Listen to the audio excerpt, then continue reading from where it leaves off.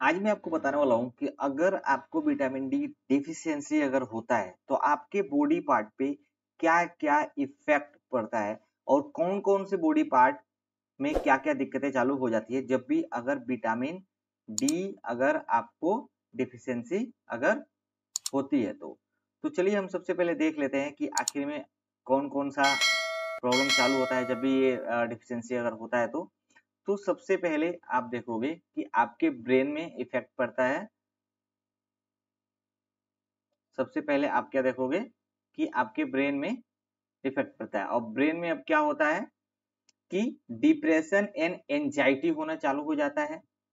उसके बाद से एडीएचई, एंथम ये सारी चीजें स्टार्ट हो जाता है। सबसे पहला अगर कुछ होता है विटामिन डी जब भी शरीर में अगर कम होता है, जब उसकी डिफिशियंसी होती है तो ये स्टार्ट हो जाता है।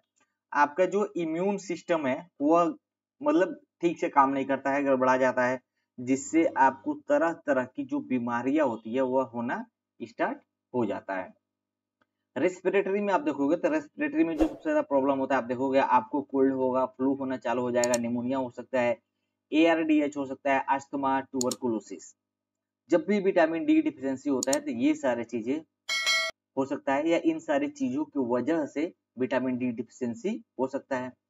उसके बाद हम चलते हैं पैंक्रियाज में। आप देख सकते हो यहाँ पे पैंक्रियाज मौजूद रहता है और पैंक्रियाज में आप देखोगे तो वहां पे भी प्रॉब्लम चालू हो जाती है। वहां पे आप देखोगे कि टाइप 1 डायबिटिक हो सकता है, आपको ऑटो इम्यून डिसीज, ये सारी चीजें आपको होना स्टार्ट हो जाता है जब भी शरीर में विटामिन डी डिफिशियंसी होता है तो।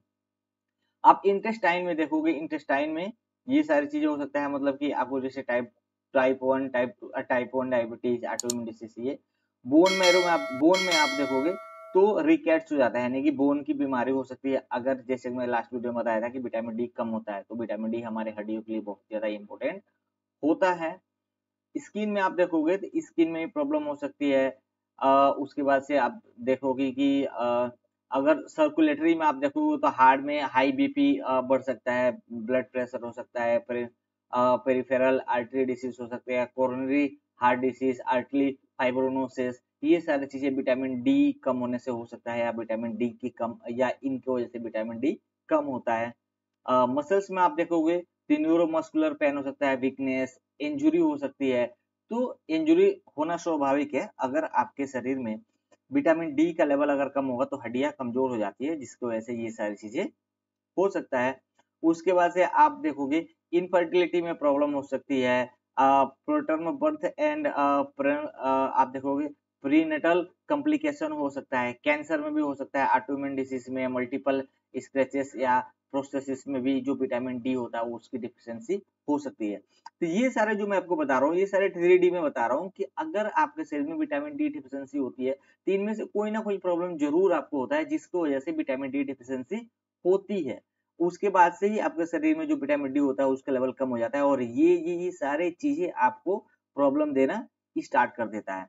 तो उम्मीद करता हूँ आपको समझ में आया होगा, 3D में आपको समझ में आया होगा विथ डायग्राम की विटामिन डी डिफिशियंसी अगर होता है तो कौन कौन से आपके बॉडी पार्ट इफेक्टेड होते हैं।